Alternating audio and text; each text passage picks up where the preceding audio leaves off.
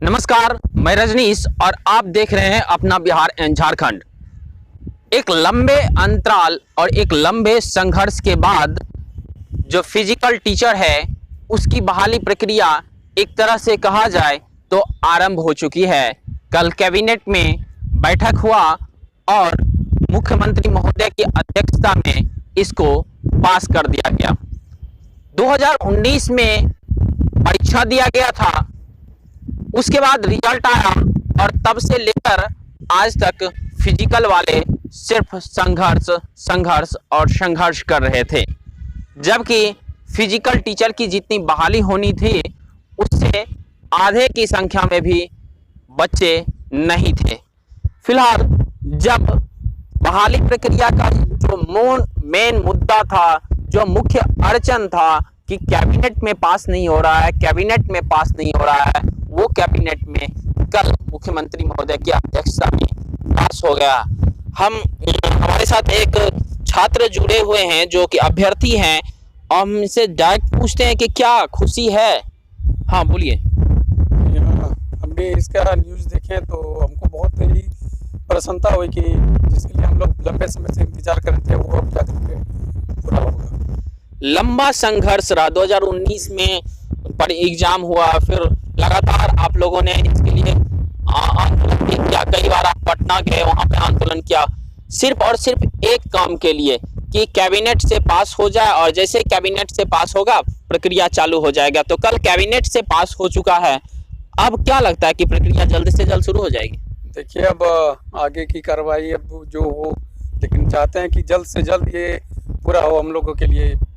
High court जो high court का फैसला था कुछ दिन पहले, जब 2-3 दिन पहले जब हाईकोर्ट में किया गया, तो हाईकोर्ट ने एक फैसला दिया था कि अगर सरकार 1 सप्ताह के अंदर इस बहाली प्रक्रिया को प्रारंभ नहीं करती है तो उनके ऊपर कार्रवाई की जाएगी।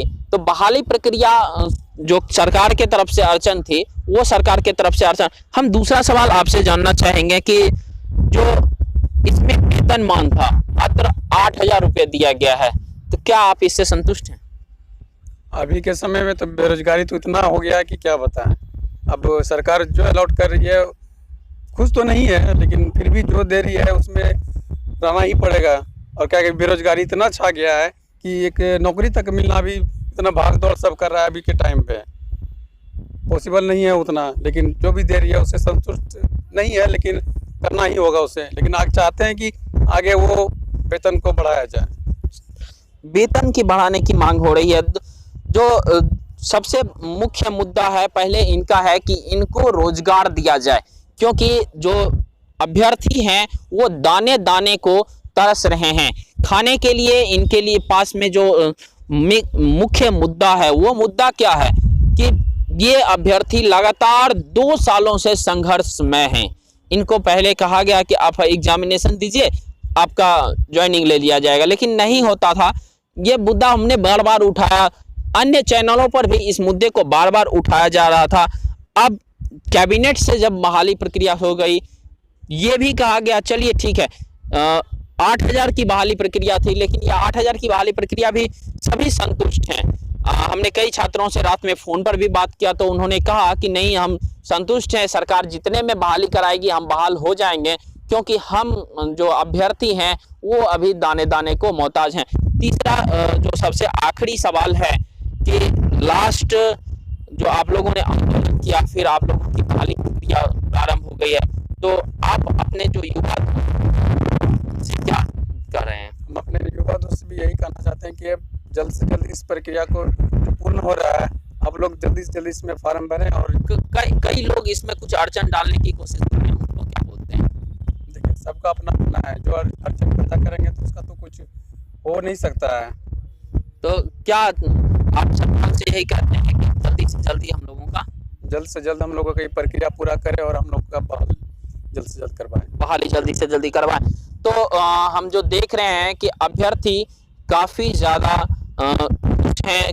इनका जो कैबिनेट में बैठक हुआ था, कैबिनेट में पास हो गया था, और इन्हीं शब्दों के साथ हम इनसे विदा लेंगे। और हम जो इस शारीरिक शिक्षक अभ्यर्थी संघ के अध्यक्ष हैं उनसे हम बात करेंगे ऑनलाइन माध्यम से, क्योंकि वो हमसे काफी दूर हैं। भागलपुर से मैं रजनीश राज, अपना बिहार झारखंड। मित्र भाई मीडिया बंधुओं को तहे दिल से नमस्कार। मित्रों, कल जो कैबिनेट की प्रस्ताव में हम सबों की नियुक्ति के लिए पारित हुआ है, उसे मैं अपने सहयोग कर्मियों को बहुत बहुत धन्यवाद देना चाहूँगा। मीडिया बंधुओं को धन्यवाद देना चाहूँगा जो प्रमुखता से उठाते रहे और हमारे बिहार सरकार में एमएलए एमएलसी जो प्रतिनिधि रहे वो हमारी बातों को विधानसभा से विधान परिषद तक उठाते रहे।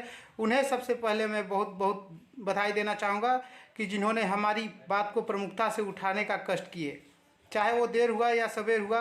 कल हम सबों की प्रस्ताव तो पारित हो गई।